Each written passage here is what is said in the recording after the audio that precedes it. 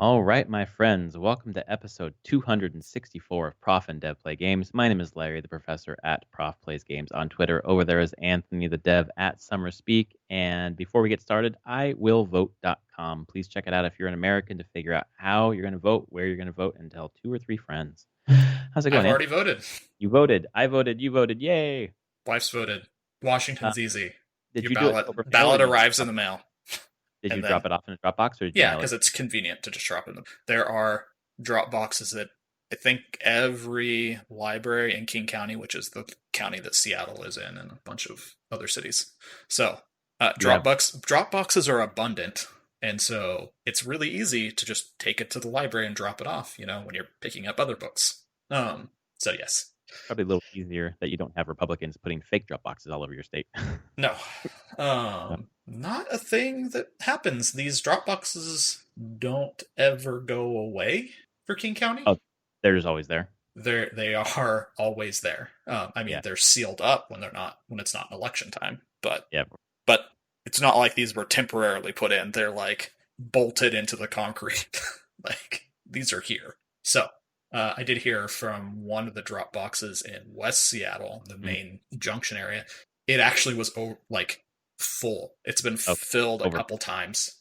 And so they've had to come out. I think they came out on Saturday Pick up your based on ballot. the news and actually it's super that's the thing. It's like I think they typically will come once a day to clear it. But they had to come like 3 times on Saturday. Your And turnout so far is ridiculous. yeah, it's the first time I've ever seen anything in the county where there's been like completely full ballot box. So, because these are not small. Right. So, holy cow. Yeah. Turnout. It's Washington though. Like we're going blue no matter what anyway. So I'm not. Their vote's going to matter this time. You Yeah. need to get that. Plus, I mean, when people say like, some people I've talked to are like, oh, it doesn't matter. I'm in a blue state or whatever. It's like, there's a bunch of down ballot stuff Oh that's yeah. important. I want to make Yeah. sure that other things are fine. Yeah. Even though it's pretty, I would say this is not the most consequential Washington state election. Like there Yes, really wasn't many measures. There's a governor, but right. Inslee's winning that for sure. Not even close because the Republican Party here has been pretty decimated over the years. And Good. Stomp them into the earth. well, now it's just to the point where you don't even get quality candidates. Like Because there's yeah, right. because there's no money in it, so no one ever run. Like you just get these, like the guy running again. I could use this as an example. The guy running against Jay Inslee for governor is a sheriff in the town of Republic, Washington, which has 100 residents. Wow. Okay. That's his entire background, Yeah. and he's like, that's the best they got because no one else wants to run. Yeah. Because like I said, there's no name in it. There's not. You're like, why would we do this? Not gaining any. There's Sure. no gain. Like they're just at a point where it's like not even worth it. So yeah, you get little tiny blips on the radar. So beyond that, it's pretty inconsequential. There's multiple races since we're top 2 on primary that Right. are multiple Democrats. Yeah, San Diego, the mayor is the same way. We got 2 Democrats running for mayor, which is nice considering we just left a Republican governor. Or sorry, not governor, mayor. Yeah. So it's interesting. Each state's a little bit, but turnout is up really big here for sure. Yeah. So if you're an American, just vote, get your ballot, find your way to vote. A lot of places in a lot of states you can still register to vote provisionally and vote day of if you haven't registered yet. So check that out. iwillvote.com. Yep. And we will get started on the video game front. This week, we're talking about PS5's UI. We're going to delay our Game of the Generation discussion until next week just due to some scheduling issues. So we're going to talk about PS5's UI this week, and then also just kind of how PlayStation is rolling out their info versus Xbox. So why don't we start with what you thought of the UI? My general take is it's nothing revolutionary. Like they're not approaching this as we need to revamp everything, scrap everything from the PS4 UI, and start over. It feels much more like an iterative approach to the design. I think the key things called out, like I'll start with like just the general home screen of the system. Still keeps the tiles somewhat of the PS4. They're just smaller, more room for like a big background image for the game itself. Media apps, they didn't show it, but you can see at the top, and they show it. There's a games and media tab to the home interface.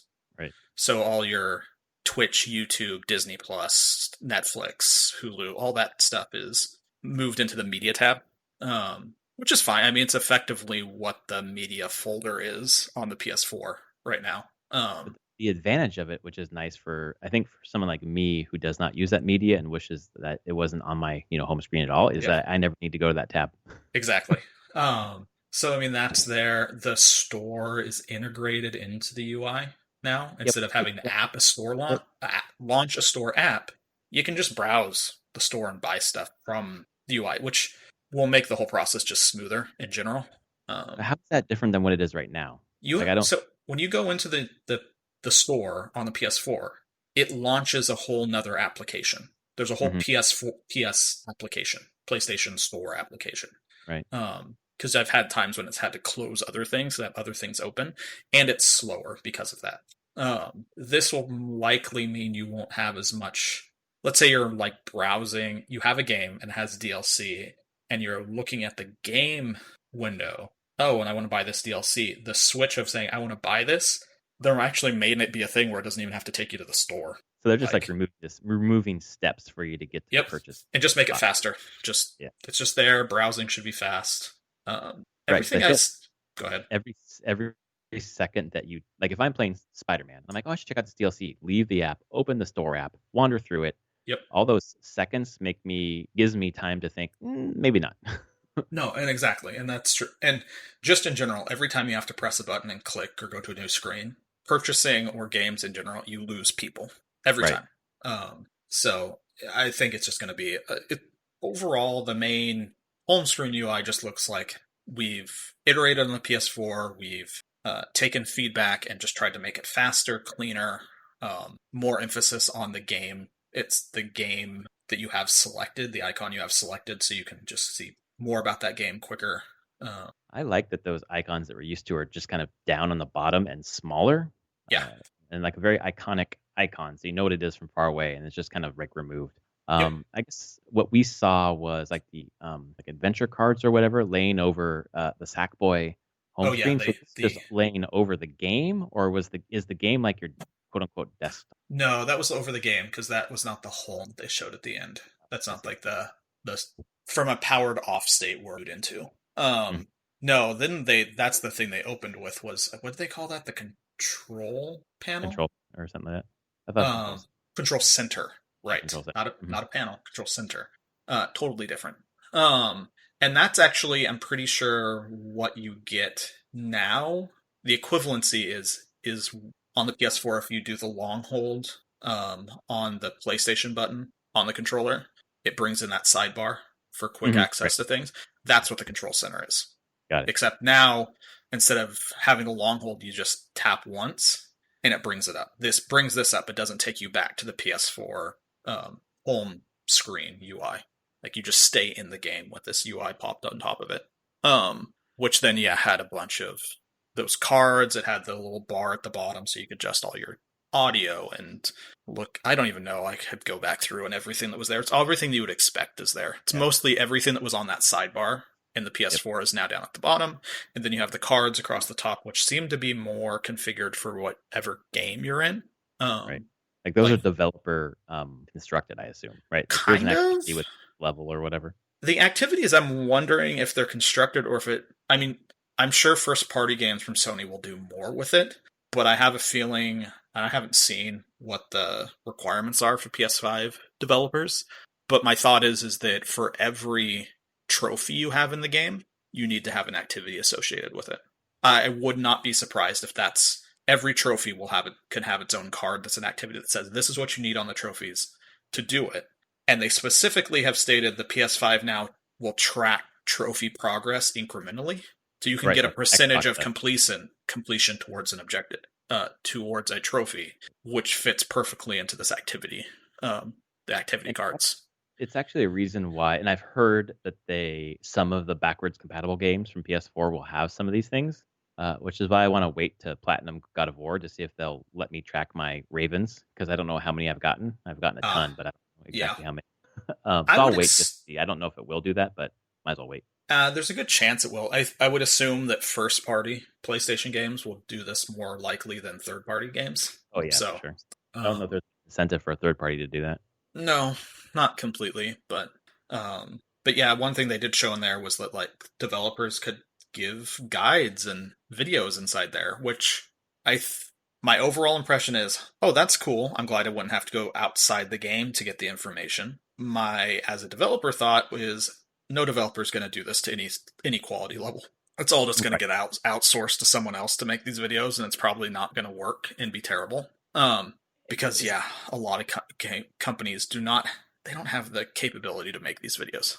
Well, Um, the thing that's interesting about that, and I've been thinking the same thing, because my initial comment to you all in the group chat was, "Oh, this is going to hurt, websites like PowerPix or whatever that make all the videos for you to find the trophies and shit." And I was like, "What if the third party developers just contracted with PowerPix and said, make these videos for us?" Correct, and that there, I have not had it work with any of these companies, but there are companies out there that do that Interesting. specifically, Hmm. because a lot of developers don't have the time or patience or the staff to do this type of stuff, nor want Right. to. So that's partially where they show that, and I'm like, oh, that's cool. It'll probably be there for first party games, probably big third party games, but that's about it. Yeah. And so it's a nice feature for the hints, but just don't I don't see it practically following through. I appreciate Sony for putting it up there and like saying, "Hey, this is cool. This would be useful," because again, we keep the player focused on the game and in the game while they're doing this instead of having to stop, look at a website, look at their phone, which is just another vector where they will just quit the game altogether. Um, Right. so I get the intent. It's a good intent. I just don't think there'll be follow through on it. And it'll probably be dead in a couple of years for the most part. Even first party dead.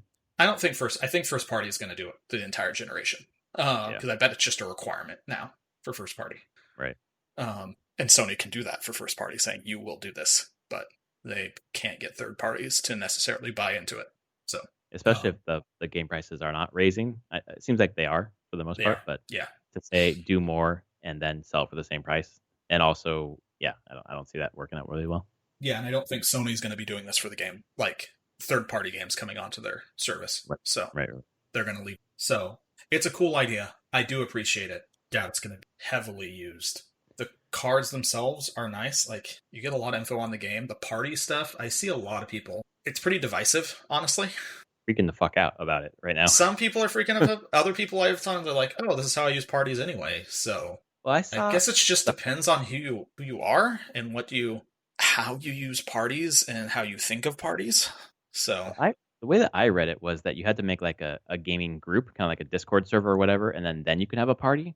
But the way that I understood it was that they've already launched it for PS4. But I did a party with Travis the other day, and I just went to him in my friends list and just said invite the party, and that was it, just the same as yeah, always. did it So I just save the party yeah. though? Was that?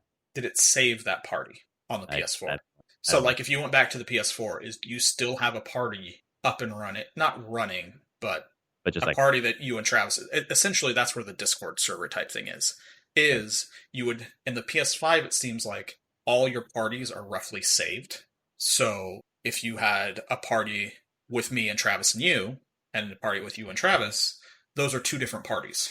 Yeah, and then if you what I heard was that if you wanted to invite a new person in, like us three were playing, and we want to invite Brad, they need to make a new party with all four of you I instead don't of just think so. I don't think so.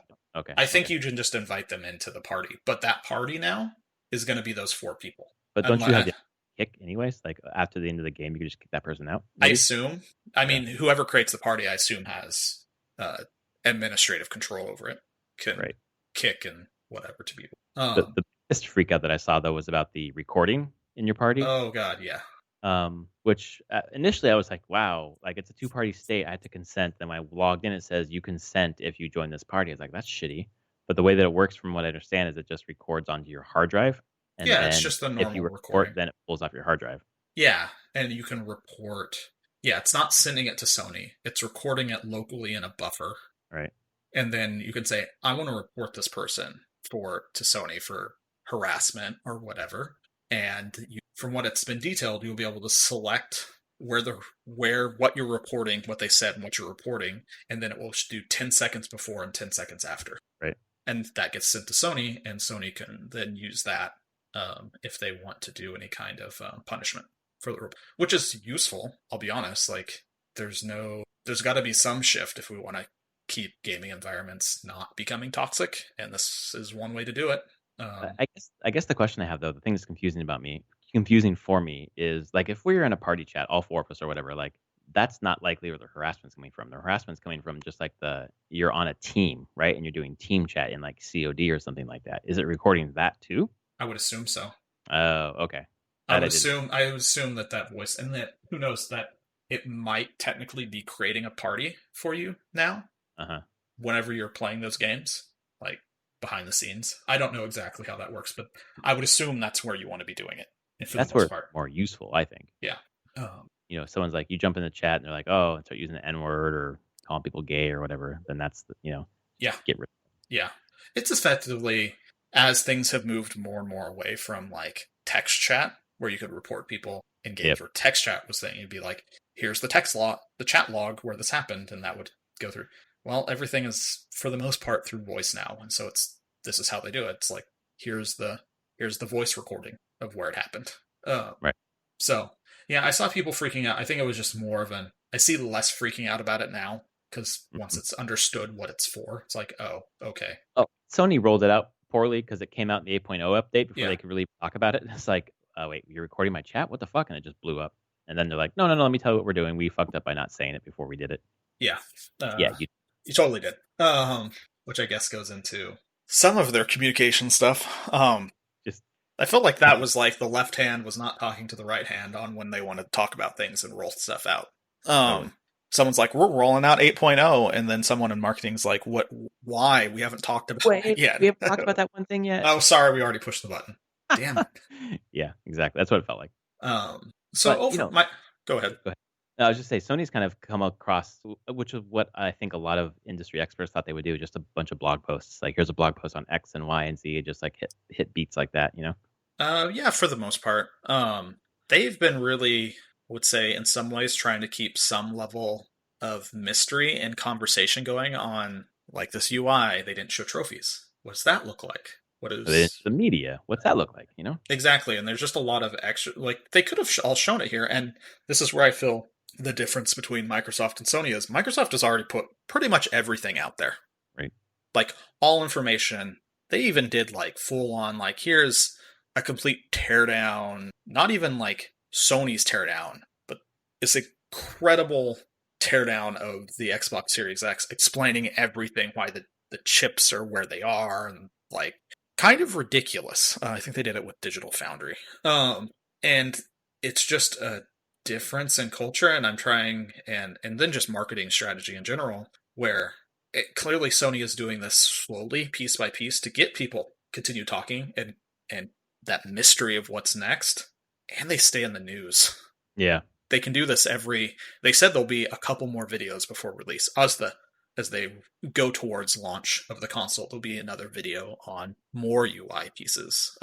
I mean, we've basically got 3 weeks, so it seems like one video a week seems to be I would like expect, and they're just going to keep people talking about this. They're going to get in the news cycle every week.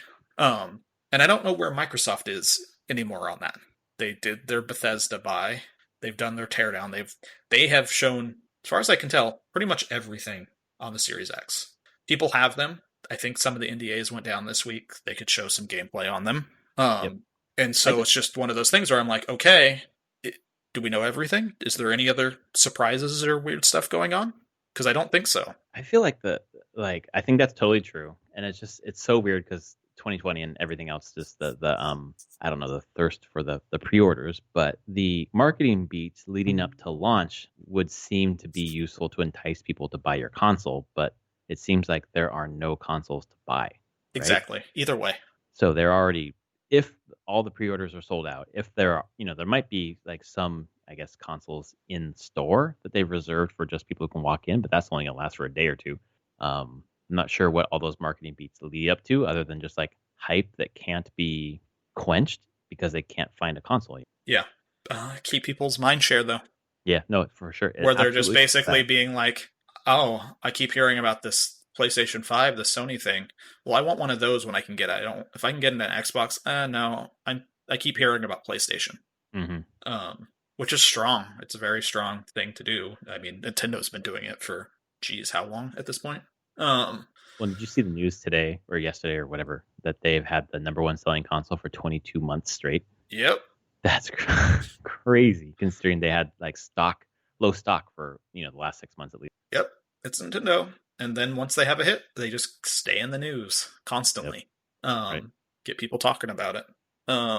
So yeah, I mean, it's just a difference in marketing strategy, and we'll see. And in the end, I don't know which one's going to be any better because you brought it up. There's no consoles to be found. There's not going to be any consoles to be found for months. Both consoles are selling out without a doubt. They already have. So honestly, it more comes down to probably a year from now where they are once supply is kind of meeting demand or more than meeting demand. And Right. it's really only after about 12 to 18 months before you kind of can probably start seeing who is the dominant install base. And even then, I wouldn't be surprised if this time they stay pretty even for a long time. Yeah. They're very similar. Microsoft isn't shooting themselves in the foot this time. Well, they've got. I mean, Game Pass is compelling in terms of Yeah, value. So they've got a lot of good stuff going for them this time, and they're not fucking up their marketing like they did with the Xbox One. There's no nice way to say it. They just completely no, they botched blew. that entire Yeah. rollout. Yep. Because I don't think the Xbox One is necessarily a bad console. It's not bad. It's just they just didn't market it correctly. I don't know who they thought they were marketing to at Right. the time, but it clearly wasn't the market that was interested in buying consoles. I just felt like, well, 360 was amazing. Everyone loved it, so we're just gonna ride that out. It doesn't They're matter just what gonna, we. yeah, Yeah. they're just gonna buy the people that bought the 360. That actually was probably an assumption of, well, everyone already has a 360. They're just gonna buy the next console. What we need to do is focus on those people that don't own a console and get Exactly. them to buy a console. Yep. Well, And it's that like failed miserably.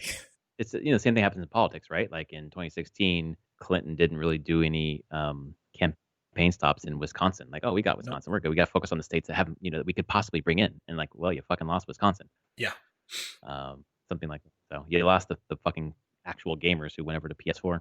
yeah. They thought they had them and Yep. would stay in that ecosystem, and then they're like, no, we're out. Right. Because you're making it difficult to share games or setting it $100 more expensive because you are including this camera that we don't want and don't want to use. Right. So yeah, I don't think Xbox has that problem this time. Honestly, both consoles look pretty damn good. The PS5 UI showed that yeah, its game switching is really fast, just as fast as I've seen on the Xbox Series X. Wouldn't be Right.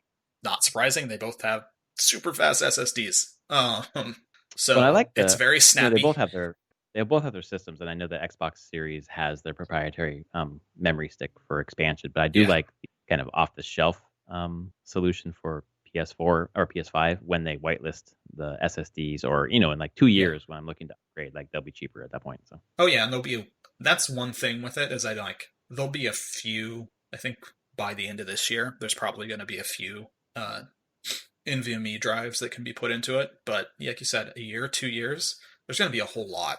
And then the actual number of drives and manufacturers making just those type of NVMe drives that can work with it is only going to increase as time goes on. So they're not stuck with that proprietary who's making it Seagate on Seagate, Xbox. right? Yeah, exactly. It's so weird.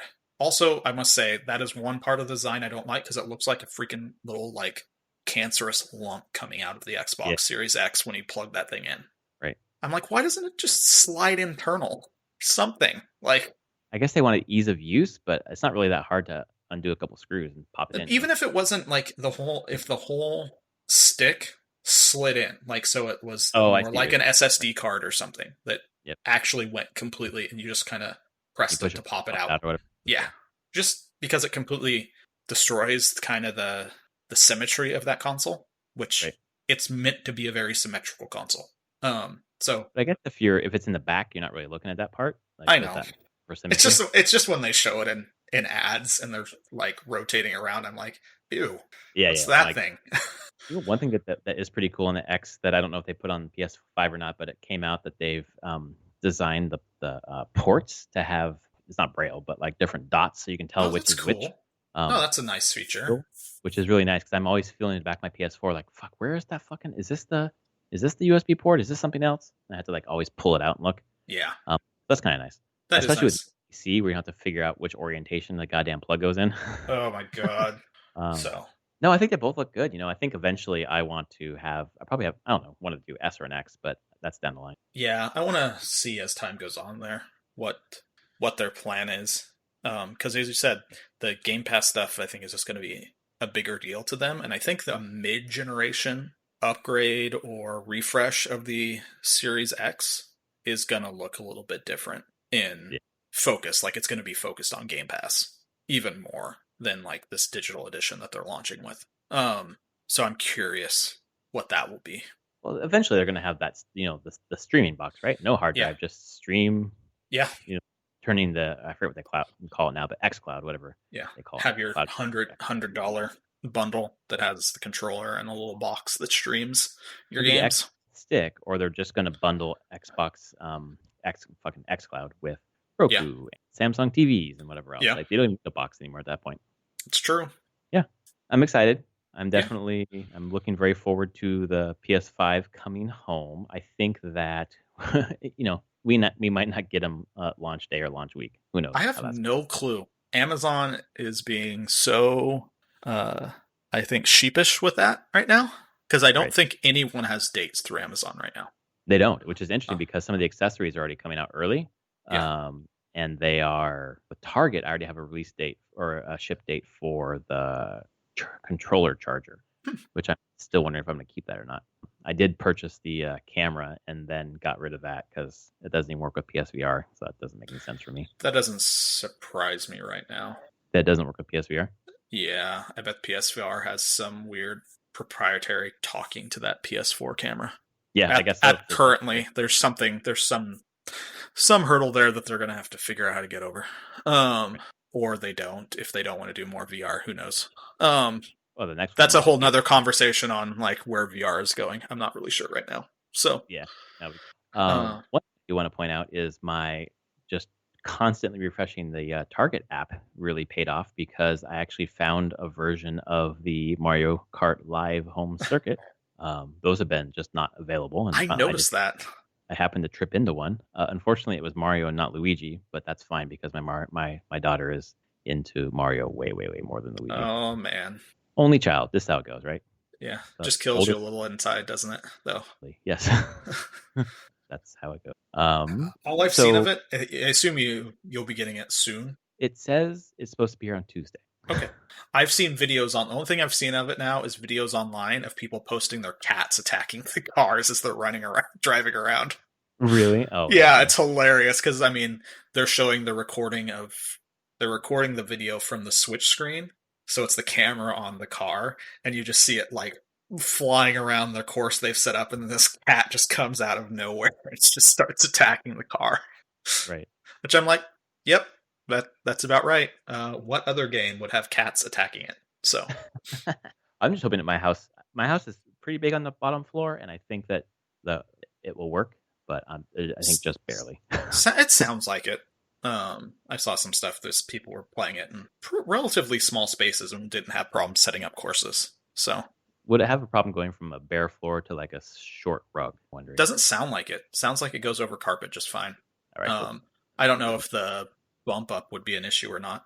Right. But you'll Bare, figure it out. just like a quarter inch. So I wonder. Yeah, I don't think so because the review I saw talked about it going across like hardwood and carpet, and the track went across both and didn't have issues. It was just like once the carpet got a little bit too long, then it would just kind of not do anything. Yeah, it's a rug with no shag. It's just very. So yeah, it probably would be fine. I should be reporting back next week. Okay. My daughter is going to be stoked. I'm sure she is. Yeah, good stuff. Why don't we do what we're playing real quick? Yeah. I am on Animal Crossing. Funny about my turnips today. Visited Joe Biden Island also, which was pretty cool. Super excited. Now when That's we play so act, weird. when we play act Animal Crossing, she wants to visit. She wants to go to sleep, so Luna can take her to Halloween Island and then Joe Biden Island, and then she wants to go to Elizabeth Warren Island and then Kamala Harris Island, which is all you need to know about what we talk about in our house. There you go. She was running around the house today saying, "No malarkey, no malarkey, no malarkey." It just speaks to the power of Nintendo that Biden has Animal Crossing Island and doesn't have any Fortnite, whatever. I guess there's no permanent place you can visit in Fortnite, anyways. Yeah, I mean, they can't. Nintendo's not controlling the Biden Island thing. Just No, someone on his staff was like, I have Animal Crossing. We're going to do this. I'm going to it's create an island and then share it. fucking smart because it's Yeah. it's talking about Biden in media that politics wouldn't normally be in. Yeah. Nice and kind of funny. Had the exclusive, which was really cool. Yeah. Other than that, today I spent some time playing Dragon Quest 11, Echoes of an Elusive Age on Switch, and that's a JRPG for Yeah. sure. Full Lots of grand capitals, everything. Yes. Yeah, really, it's fun. I had a great time, and then I've been playing Ghost of Tsushima Legends with Travis, Oh, and that multiplayer expansion for Ghost is really fucking fun. Two-player story mode. You go through 9 different stories, and each story the enemies have different there's a different thing you have to figure out, okay. different kind of puzzle. It feels like they've cribbed a little bit from Destiny in terms of co-op, but for one, for example, there are twin Mongol zombies that are attached, and if you kill one, if you don't kill the other one almost immediately, time it with your partner, they resurrect. Oh, interesting. And then another one, they have elemental skills. You have elemental puzzles to pull an elemental, like a thunder or lightning or whatever, to you. Orange, blue, green. Orange, blue, yeah, orange, blue, green. So then if you pull the green one, for example, you're stronger against the green enemies. Oh, interesting. Okay. And then there are platforms where if you have that element, if you jump toward a platform that has that element symbol, then it'll appear when you get there. Otherwise, you'll just fall through it and die or fall to the ground or whatever. So it's really interesting kind of traversal mechanics and different gameplay mechanics that are not in the base game. And then you're picking up basically loot to increase the key, the basically power level of your character. So it's a lot of fun. There's a four-person survival mode where you're basically defending. I think it's wave-based defense, and then there's the raid, which will be out later. Crazy. So I've only played for about an hour and a half with Travis. We're playing again tonight, and it's been a really good time. Yeah. You mentioned how it's close to Destiny. I mean, Sucker Punch and Bungie are 1 block away from each other in Bellevue. Are they really? So, yeah, that makes more sense now. They are. I mean, I did a contract years ago, the first contract after I left PopCap. Worked in the building that Sucker Punch was in. So I saw people that I've known from Sucker Punch that worked there. But yeah, then Bungie was 1 block over. That would make sense that people from Bungie might work at Sucker Punch now if they're that close. Yeah, and they just go back and forth, I would bet. There's probably a lot of rotation through those companies. I mean, Bungie's like a 700-person company, and Sucker Punch is, I think, a couple hundred. When you have that many people, it's probably, I'm sure, a number go back and forth. And in general, just people know each other at the other company. So, you say it's like Destiny. I'm sure that's not by accident. That there's just people at Sucker Punch that like Destiny and go we can do this. We can do this type of thing in our game. So, and really it's kind of an experiment for this kind of open world single player game. That, hey, here's a multiplayer thing. Enjoy. Right. Which is a multiplayer thing that is, you can tell me wrong, it's pretty separate from the main game, right? It's super separate. And just they've changed I think you saw the group text earlier, where in the main game you have 4 stances you flip through. But in this game, when you pick up a sword, it's like a wind stance or stone stance, or it's 1 stance. And then later you can pick up one that has 2. So it kind of breaks down the mechanics, Yeah. Interesting. Yeah, I should give it a try. At some point I will, I'm sure. I just have to stop playing Hades. Which is not going to happen, right? I don't think so. I've been trying to figure this out because I did get to finish the epilogue. 104 escape attempts and 103 hours, and I finished the epilogue. And then I just kept playing. And I've kept playing this entire week, even since doing that. I'm at escape attempt 115 now. And I don't really want to stop. And I've been trying to think of why this game is getting to me in that way. And I should say, even after beating the epilogue, I am still getting unique dialogue and story snippets. Still? After that many hours? Yep. Wow. I have not got repeats. There are still characters who I'm not done with their story arcs. Dang, even after that long. Yeah. Which I'm kind of also playing because I'm just okay, at what point is this going to stop? Will it stop? I mean, it has to at some point, but still. There is a finite number of of dialogue in the game. I'm just wondering, I'm like, what percentage have I actually seen? There's 21,000 voice lines. Have I seen like 1,500? 2,000? Maybe? Right. I'm trying to get a calculation of like how many voice lines do I hear in a run, like an entire escape attempt? Maybe 15 or 20? Maybe Right. more? Like, and there's 21,000? So it's The replay, the replayability and just the price tag, a $25 game that most of us got for 20 or 10. Like yeah. it's just And I don't know, and like I've been trying to figure out like why, because I can say I'm playing it for these dialogues and story, but I'm actually just continuing to play it because the loop of the game is just so engaging for me constantly. Even after this point, like even though I have, I would say, a pretty good knowledge of like boon combinations I like for different types of weapons, there's still something about the way the mechanics are mixed each run, and I think how long a run typically takes. It's like that perfect amount for me.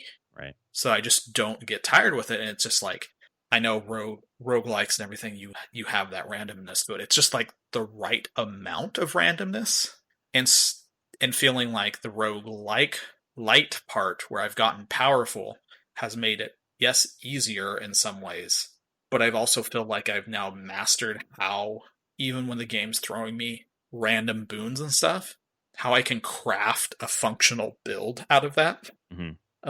which is really satisfying. Can also be not satisfying when you hit like Elysium and Styx, and you're like, this is just hasn't come together, and you start getting trounced. Because it's I not mean, like that's I'm the thing. winning every run. I That's am winning a majority of them, but there are definitely runs where I'm like, oh boy, this run to win is going to take a lot of skill out of me because nothing came together properly. Like my synergy is just not there. right. Well, that's the Um, thing that happened to me. I guess I didn't mention I also have played a bunch of Hades this week. Obviously, I just forgot because that just seems normal. But I had a fucking monster run. I got through the Hydra without dying once. I didn't use my oh wow, Death Defiance, nice. and then I got fucking worked in Elysium. I mean, Uh, Elysium is a wall. I'll give you that. Like the enemies you hit in Elysium are definitely, they have more health, they hit harder. It definitely, like each time you go to a new area in this game, the enemies, they definitely ramp up in difficulty, and you have to how to approach them. And Elysium was a complete brick wall for me for quite a while. I mean, I didn't get a win until run 26 or 27. No, yes, so I'm still on pace then because I'm at. I think I've done 20 runs.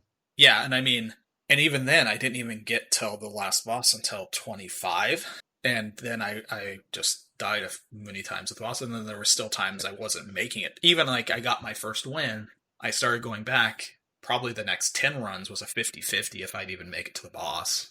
Yeah. It's just taken a while. Like you get stronger, but you do get better at the game and learn the timings, the mechanics more and more, and it really shows once you know that.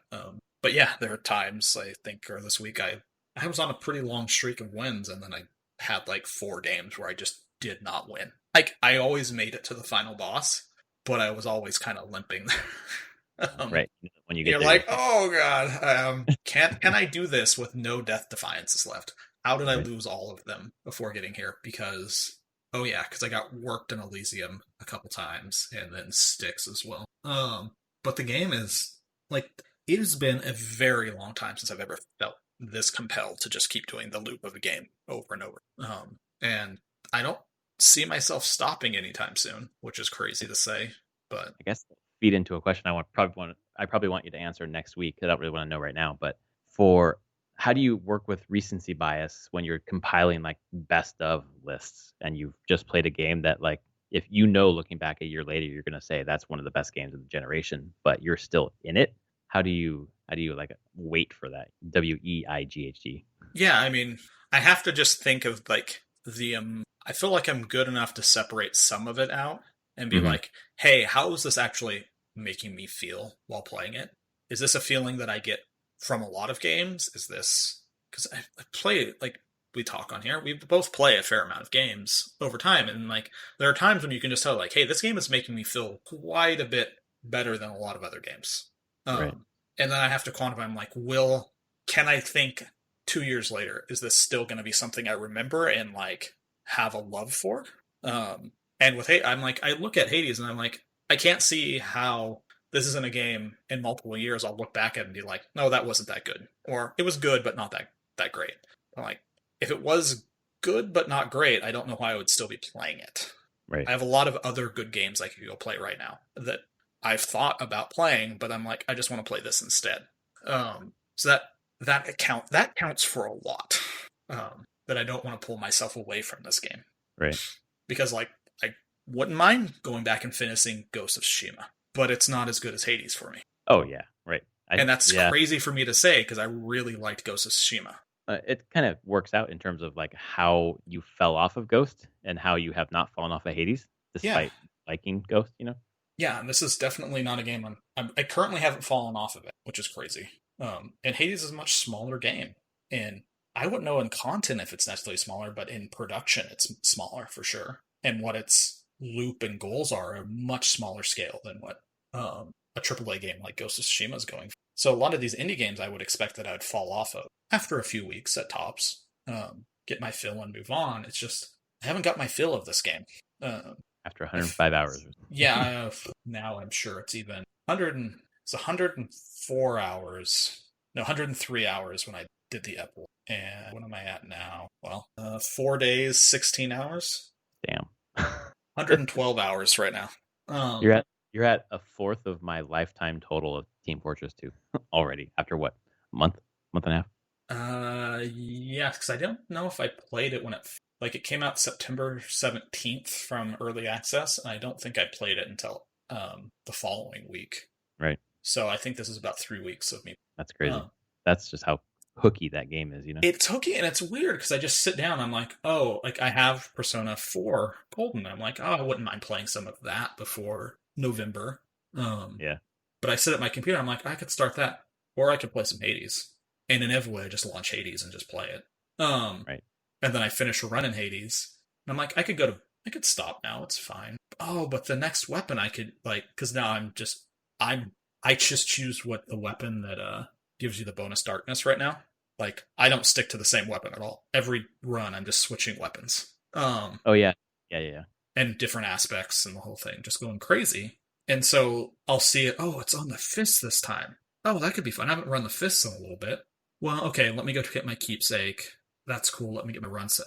Oh, let's just do a few runs. It's fine. Oh, I finished Tartarus. I could get through Asphodel some. That's cool. And just again and again and again. And once you start asking, you're like, I could probably get through the Hydra. Yeah, it doesn't take that long. No. Once you start, I mean, that's the thing. My times of runs have come down. Like my typical run now is about 25 to 30 minutes tops. When you showed me that thing, it was like you had 104 runs and 103 hours, and it seemed like the average was an hour a run, but that was because the earlier ones were longer and the later ones were shorter or something like that. They're shorter. My fastest run is 19 minutes. God damn, dude. I'm starting to get faster. And that was an incredible run, I will say. Yeah. It's just like, holy shit, I'm just speeding through this game and just destroying things very fast. A good build feels like it gets me through the game in about 25 minutes. A mediocre build takes me about 35 minutes. Right. If I'm successful. So, yeah. I have to, like you said, that question of like, would this be best of generation? Like, it's still very subjective overall, but I try to be objective in thinking about why I'm hooked on the game, and is it a fleeting hook, or is this something that I will care about in years to come? Well, it's definitely why I'm happy that what we're going to do next week, ideally next week, is favorite games as opposed to best games. It just makes it a little easier. Yeah. Because it's all. I'm definitely gonna do favorite games. But there's definitely, I think, when I try to compile this, that when I'm thinking of generation as well, I'm also thinking of, like, to me, what were also games I played that I felt are very impactful for the generation.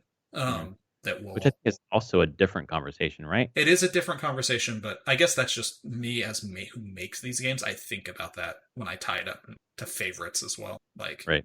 It's hard to separate the craft from it's your enjoyment career. anymore. It's your favorite game because it's changed your, not your career, but my sensibilities, I guess. Like Hades is going to change my sensibilities and how you present story in a game, and how you do mechanic combinations. It's definitely something I'm going to lean back on and consider when I'm having those conversations. I'm like, well, how did it solve it? Is there anything I can learn from that moving forward? Right. That's just me. I don't can't. There's no game I don't do that with. So, just like you said, it's years of doing this job. So Hmm. you just learn to be critical of the craft you're playing. Right. The games you are because it's your craft. Well, it's on a much smaller scale, but whenever I take a class from someone, like obviously I'm learning the content, but I'm more looking at like how they taught and how I would do it differently or how I would learn from what they're doing. Like you critique the medium as well as get the message, you know? Yeah. So Ah, yeah, I look yeah. forward to that. So yeah, my list is things that are favorites for me, but sometimes they'll be like they're favorites also because I find them very impactful. Right.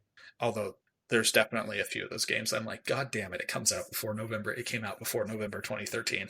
There's a few Yeah. games that came out earlier in which is the end of the previous the 360 PS3 generation. Right. We're gonna have There the were same thing. some good games at the end of that generation, I should say. Holy Yeah. shit.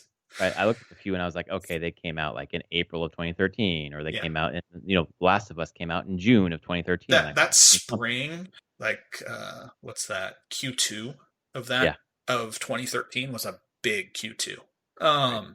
Which makes sense. It's the end of the generation. That's when the final big games are coming out for the previous gen.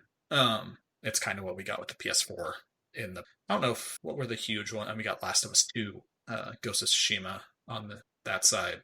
Microsoft didn't really do anything at the end of the generation, unfortunately, but Yeah. You're getting in terms of third party, like technically, if it's not delayed, Watch Dogs Legion is coming out this gen because that's it's coming out true. this month, as opposed to Valhalla, which is right at the beginning of the next gen, as Those opposed to games are hard to say, and this is where it's hard on some of that. I'm like, is Valhalla really next? It means cross gen. Cyberpunk is the yeah, same well, way. Like, the same with Last of Us. Last of Us came out into PS3 as 4, so with the yeah, but it remaster. wasn't playable on PS4 until they did remaster. Exactly, but I wouldn't count that, right? Because Yeah, it's remastered. but Valhalla at launch will be playable on both. Right. But the same thing at the beginning of the PS4, you had Assassin's Creed Black Flag, which was cross gen as well. It was on all, Right. which I'm just like, I don't know. Like, I guess that's the start of the generation, even if it's on the old generation. I guess that's the key. What I would say for a generational thing is the game needs to, if it's going to launch and if it launches multi generation, as long as it's launching on the new generation as well, it Right. can be it's considered part of that. Right. Yeah.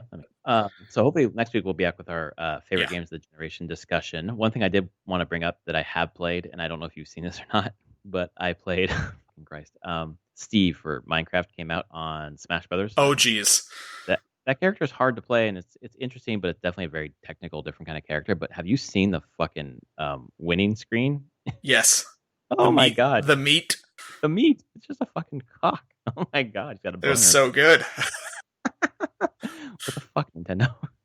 I don't know. Oh god, it's awesome. I mean, and think of how many people had to sign off and be like, that's cool. That's okay. No issues. Oh, we're Next. good. Yep, We're good. that's a great cock. We're good. Yeah. Well, on that note, why don't we sign off? Yeah. Prof and Dev Play Games. This is episode 264. If you like us, rate us on your podcast service of choice. Tell a friend. We'll be back next week with our best games of the generation. So we'll see you then. Yep. Later, everyone. Don't forget to vote. Do it. Please vote early.